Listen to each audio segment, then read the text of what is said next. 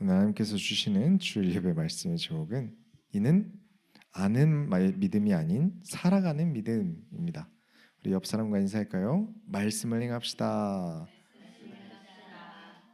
우리가 하나님의 말씀을 많이 알지 못해도요, 말씀을 가지고 살아가는 그 삶이 많이 아는 것보다 몇 배는 가치 있습니다. 그 삶의 가치를 깨닫는 모든 성교회 성도님들이 되시길 예수 이름으로 축원합니다. 서론으로 들어가겠습니다. 나를 존중히 여기는 자를 내가 존중히 여기노라. 우리가 지난주에 읽은 구절 중에 사무엘상 2장 30절에 그러므로 이스라엘의 하나님 나 여호와가 말하노라 내가 전에 내 집과 내 조상의 집이 내 앞에 영원히 행하리라 하였으니 이제 나 여호와가 말하니 결탄코 그렇게 하지 아니하리라. 나를 존중히 여기는 자를 내가 존중히 여기고 나를 멸시하는 자를 내가 경멸하리라. 자, 사실 보여드리면 우리가 지난주 사무엘상을 보면서 기도가 무엇인지 이야기를 나눴어요. 우리가 하나님께 기도라는 수단을 가지고 예수 그리스도의 이름으로 하나님께 우리의 이야기를 드리죠. 우리의 이야기를 드리죠. 그러니까 하나님께서 내 기도를 들어주시지 않는다는 말은 내 이야기를 안 들어주고 계신다는 거잖아요. 내 이야기를 안 들어주신다는 거예요. 그런데 하나님께서 나를 존중히 여기는 자를 내가 존중히 여기고 나를 멸시하는 자를 내가 경멸하리라. 존중의 원어 뜻은 무겁다는 뜻이었어요.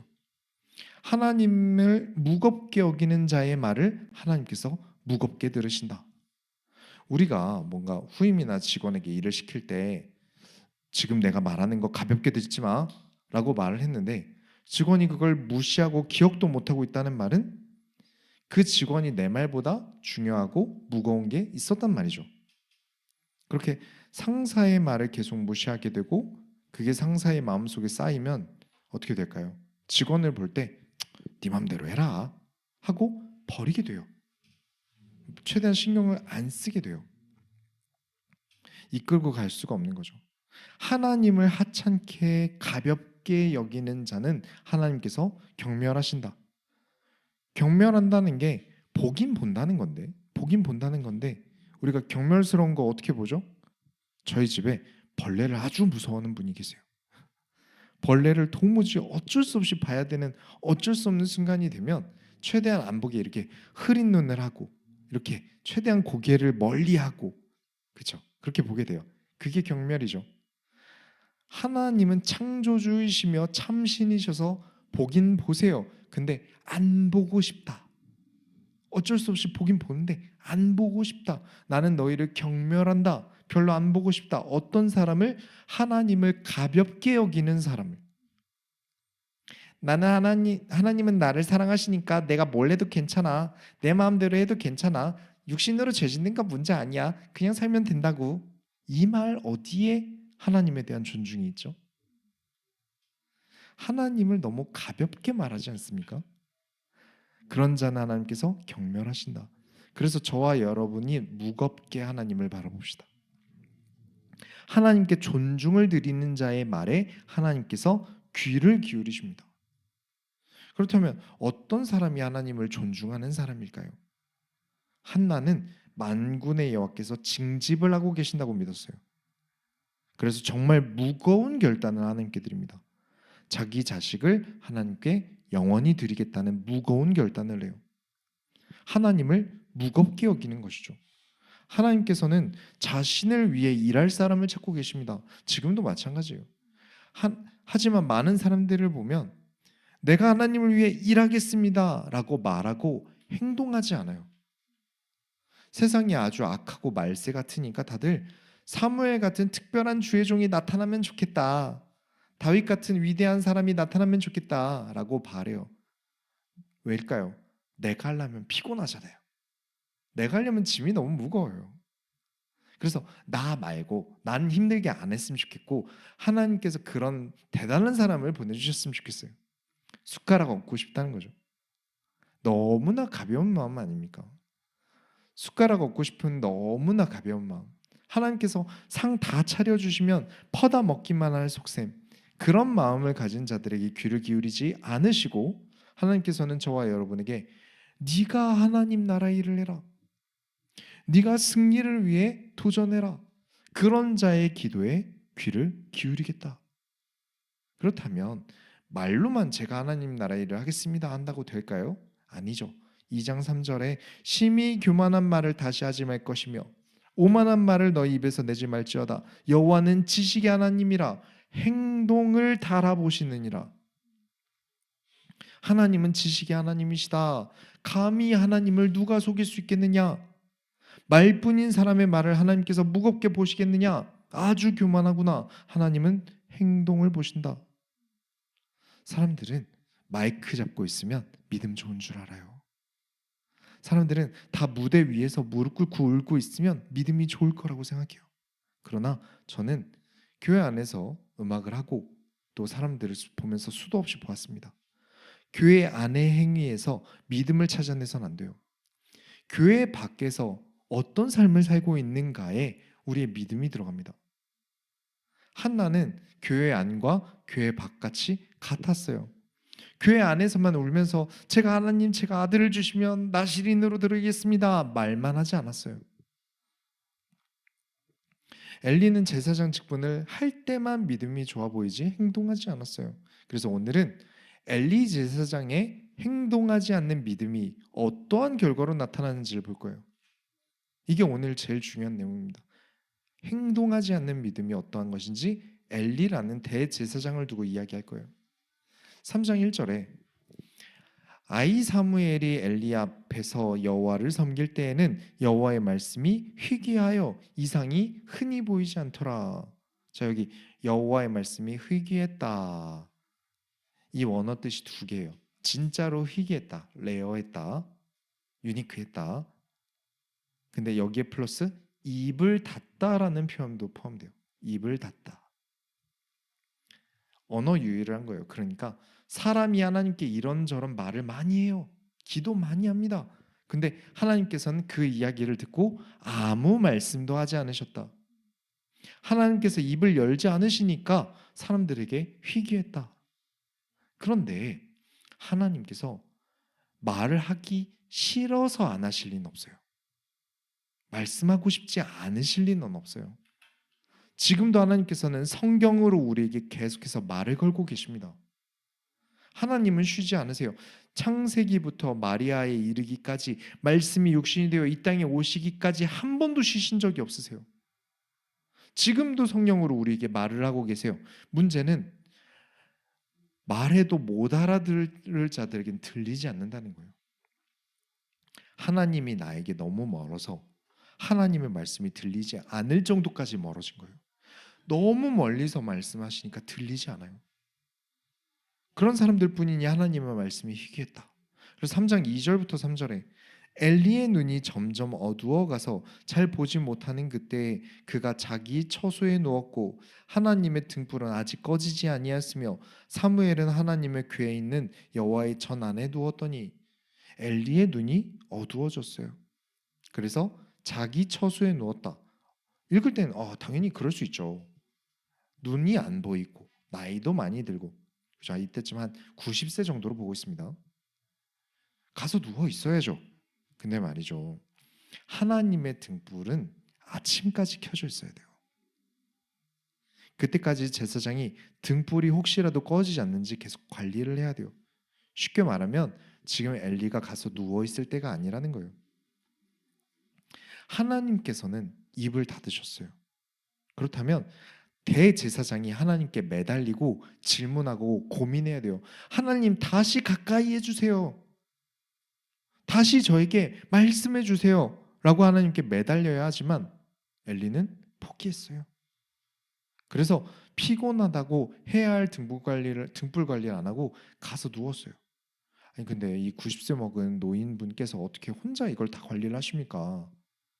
사실은 엘리 아들 둘도 제사장이에요. 엘리 아들들도 제사장이니까 등불 관리를 같이 해야 돼요. 근데 이 두 사람은 성막 안에서 죄악을 저지르느라 바빠요. 말도 잘 안 들어요. 그래서 제사장이라는 것들이 아무도 하나님의 등불을 관리하지 못해요. 근데 이 상황에 한참 어린 사무엘만 여호와의 집 안에 제사장들을 대신해서 누워 있습니다. 여호와의 전안에 하나님과 가장 가깝게 누워 있어요. 물론 엘리의 숙소랑 사무엘이 누워 있던 자리는 아주 가까워요. 말하면 들릴 정도로 가까워요. 그러니까 아마 한 건물에 방 한 칸 정도 거리일 거예요. 물리적으로는 아주 가까워요. 그러나 하나님께서 보시기엔 엘리가 하나님에게서 멀리 가버린 거예요.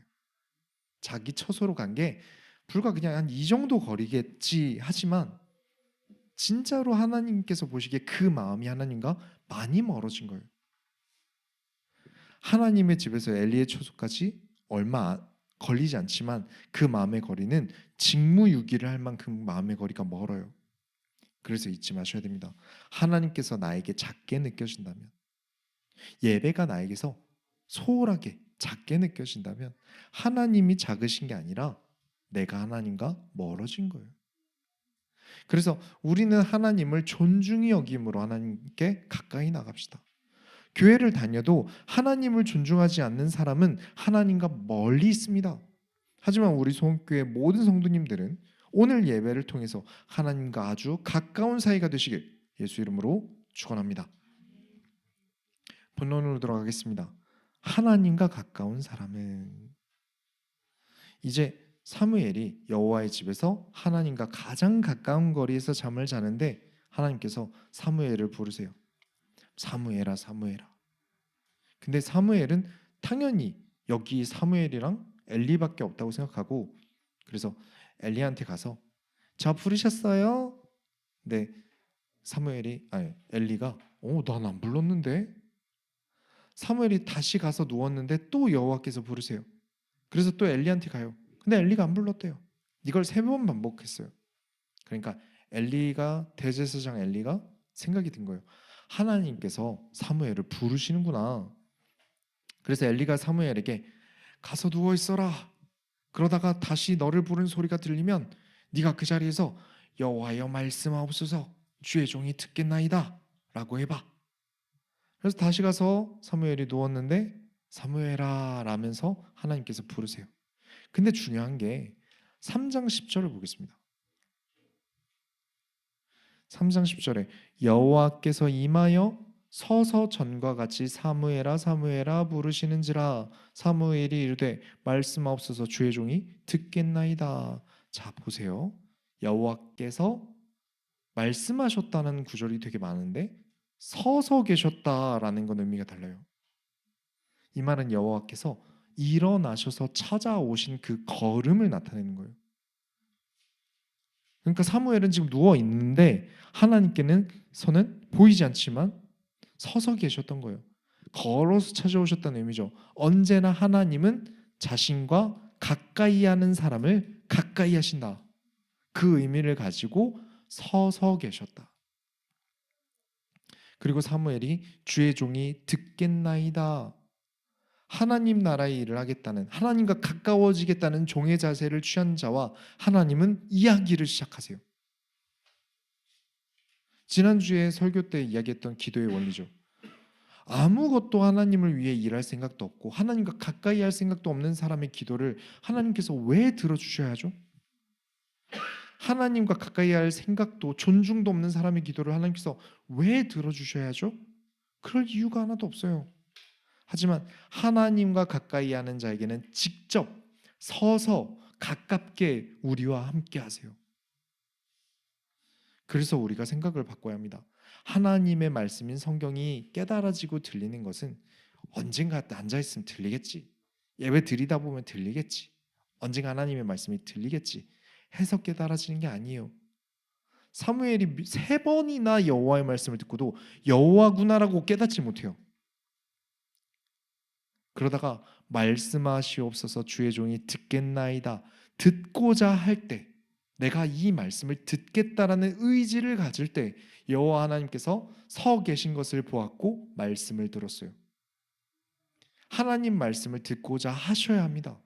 제가 듣겠습니다라는 자세를 갖추지 않으면 들을 수 없어요. 교만한 마음으로 내가 이건 더 많이 알아. 나 뭐 사무엘 얘기 뻔히 알지. 이거 들은 거 들어봤자 어디 쓸데없어. 내가 더 똑똑해. 이렇게 교회 와서 앉아 있으면 절대 하나님의 말씀을 들을 수 없다는 거예요. 하지만 종의 자세로 종이 듣겠나이다 하여 집중해서 듣고자 하는 자에게 하나님께서 말씀하십니다. 자, 이렇게 하나님께서 다가오시면 무슨 말씀을 해주실까요? 어떤 이야기를 해주실까요? 저는 바라는 게 있어요. 로또 번호 알려주셨으면 좋겠어요. 그럼 너무 좋겠죠. 어떤 우리 연애와 결혼의 시기에 다가오신 분들은 내가 좋아하는 이성 만나게 해주는 방법을 알려주겠다. 이런 너무 좋지 않을까요? 다들 하나님의 음성이 들리면 달달한 거 들을 것 같아서 기대한단 말이에요. 내 아들아, 내 딸아, 처음 만났으니까 하나님은 오늘 처음 만나서 처음 말씀을 주시니까 내 아들아, 내 딸아, 내가 너를 사랑한단다. 내가 너를 위해 모든 것을 준비했으니 이제 아무 고생하지 않아도 된단다. 죄다 이런 식으로 글을 써놓고 그렇게 환상을 갖지만 하나님께서 사무엘을 처음 만난 날에 뭐라고 하시냐면 12절부터 14절에 내가 엘리의 집에 대하여 말한 것을 처음부터 끝까지 그날에 그에게 다 이루리라. 내가 그의 집을 영원토록 심판하겠다고 그에게 말한 것은 그가 아는 죄악 때문이니 이는 그가 자기의 아들들이 저주를 자청하되 금하지 아니하였음이니라. 그러므로 내가 엘리의 집에 대하여 맹세하기를 엘리 집의 죄악은 제물로나 예물로나 영원히 속죄함을 받지 못하리라 하였노라 하셨더라. 한참 어린 사무엘에게 첫 말씀하시는 게 뭐냐면 엘리의 죄를 내가 묻겠다. 일부터 시키세요. 뭐 위로 없어요. 일부터 시키세요. 엘리의 집안은 내가 절대 용서하지 않겠다. 나 여호와는 엘리의 집안을 싹 다 멸망시키겠다. 이게 사무엘의 한참 어린 사무엘에게 주어진 첫 임무예요. 지금까지 어린 사무엘 걷어주고 먹여주고 재워주고 아들아 불러주는 엘리한테 가서 이제 이 이야기 해야 돼요. 어떡합니까? 하나님 자녀에게는 싫은 거 나쁜 거 시키지 않으신다? 그런 건 사탄이 주는 거다? 어림도 없습니다. 이상한 주장을 하는데 말도 안 됩니다. 지금 사무엘서 3장이에요. 벌써 이런 시련이에요. 벌써 이런 시련을 겪어요. 사무엘이 이 이야기를 해버리면 엘리 아들들 성격 알잖아요. 얘네들은 빠꾸가 없거든요. 어린 사무엘 학대당한다니까요. 얼마나 무섭겠어요. 그래서 사무엘이 잠을 못 자요. 아침까지 밤을 샙니다. 그리고 다시 여호와의 진문을 열었어요. 차마 엘리 제사장한테 말을 못 하겠는 거예요. 너무 무서워요. 그래서 엘리 제사장이 직접 물어봅니다. 우리 아들 사무엘아, 하나님께서 뭐라고 하셨는지 말해봐. 너 자꾸 이렇게 말 안 하면 하나님이 널 벌하실 거야. 그 정도로 사무엘이 말하기를 무서워했어요. 그래서 어쩔 수 없이 이야기를 듣고 사무엘이 말을 합니다. 하나님께서 엘리 제사장 집안을 전부 멸망시키신대요. 그 말을 듣고 엘리가 불같이 화를 낼 줄 알았어요. 네가 감히 우리 아들 막 이러면서 우리 아들을 네 입 밖으로 꺼내 이럴 줄 알았는데 3장 18절에 그가 이르되 이는 여호와시니 선한 대로 하실 것이니라 아니라. 자, 생각해 봅시다. 엘리는 하나님께서 뭘 원하신지 알아요. 아까 사무엘에게 주셨던 말씀이 있었죠. 알고 있다 그랬어요. 사무엘 그가 자신의 죄악이 무엇인지 알고 있다 그랬어요. 뭐 지금까지 엘리가 몰라서 못한 게 아니에요. 사무엘을 하나님께서 부르신다는 것도 엘리 제사장이 먼저 한 거예요. 하나님께서 멸하신다는 말을 듣고도 지금 하나님 말씀에 수긍합니다. 선하신 대로 하실 것이라. 하나님은 선하시다. 지금 대제사장인 자신에게도 하나님께서 말씀을 안 주세요.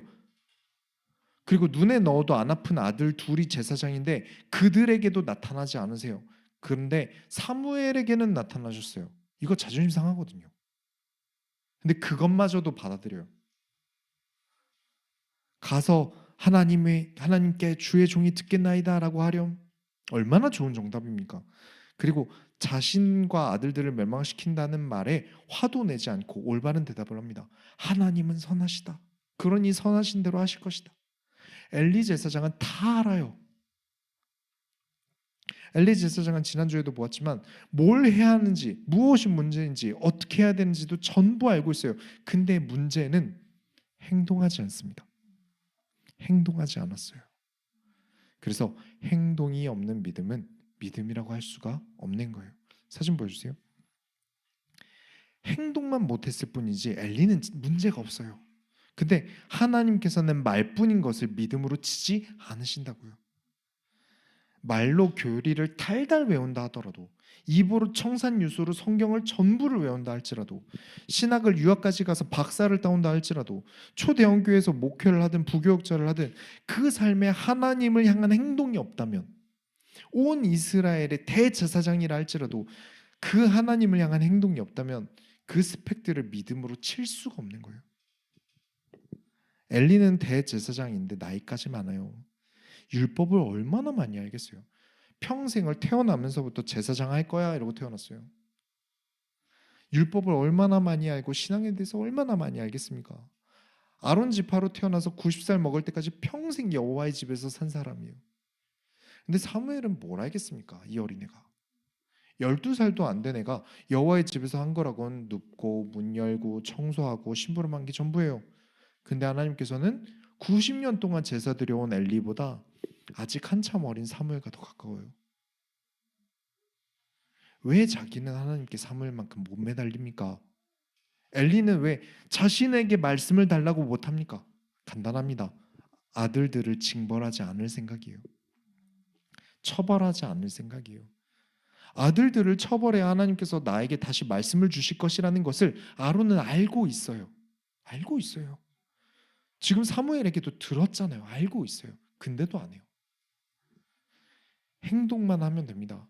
제가 제 아들 다리를 다 부러뜨려서라도 제가 죄 못 짓게 하겠습니다 하고 가서 진짜 분질러 버리면 돼요. 대제사장인데 그거 시킬 종이 없겠습니까? 그만한 권력이 없겠습니까? 근데 못 하겠어요. 나이 90 먹는 동안 잔소리도 거의 안 했고 나쁜 아빠 하기 싫어요. 그래서 지난주에 하나님께서 엘리 제사장에게 네가 나보다 아들들을 더 귀하게 여긴다라고 하신 거예요.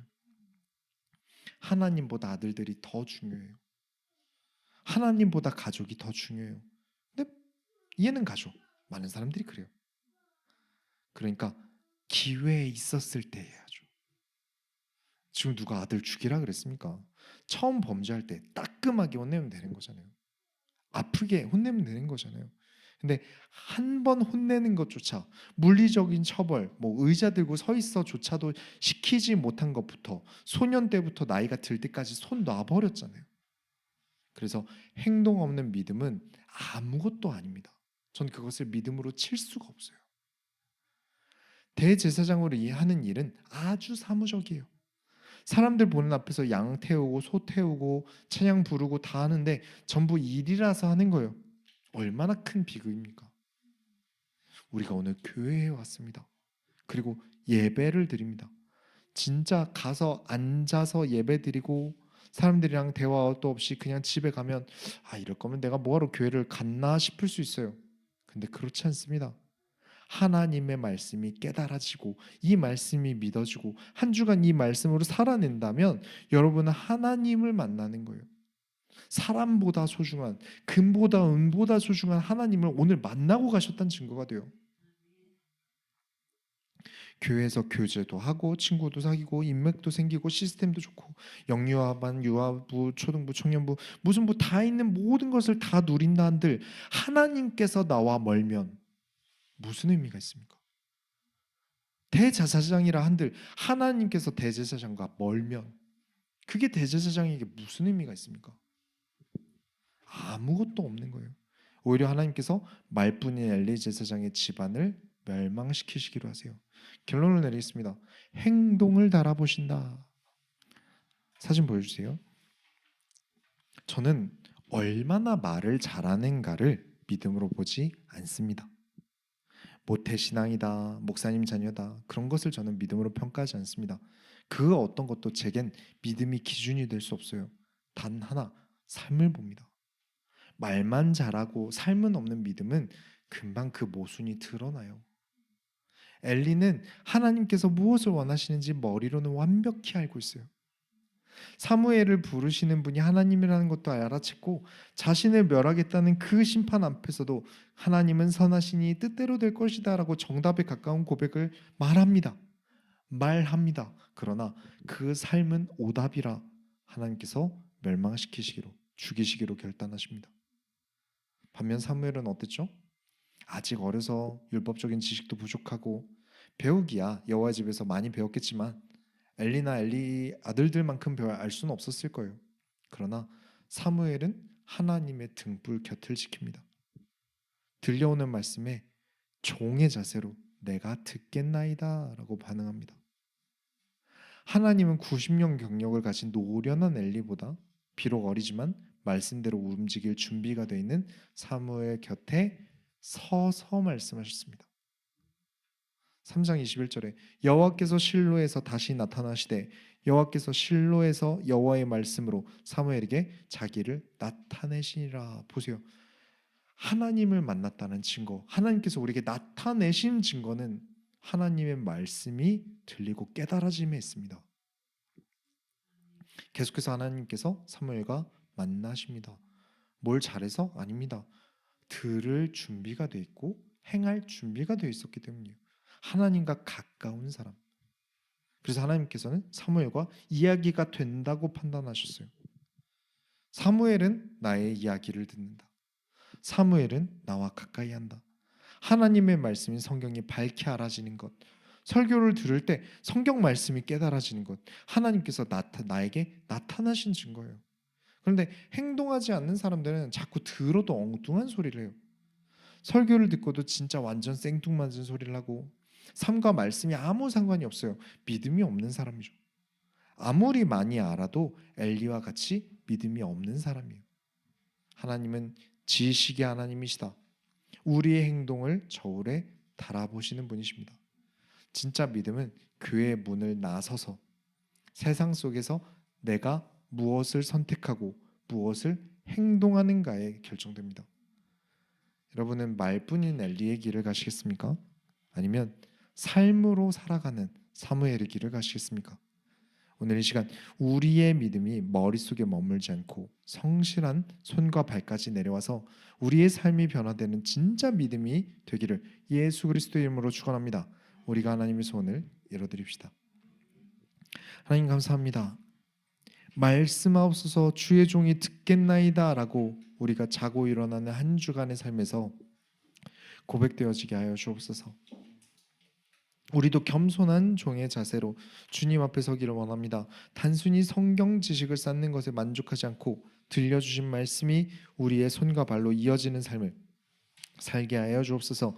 살아계신 예수 그리스도의 이름으로 기도드렸습니다. 아멘. 찬송가 94장 찬양하시면서 준비하신 헌금 하나님께 드립니다.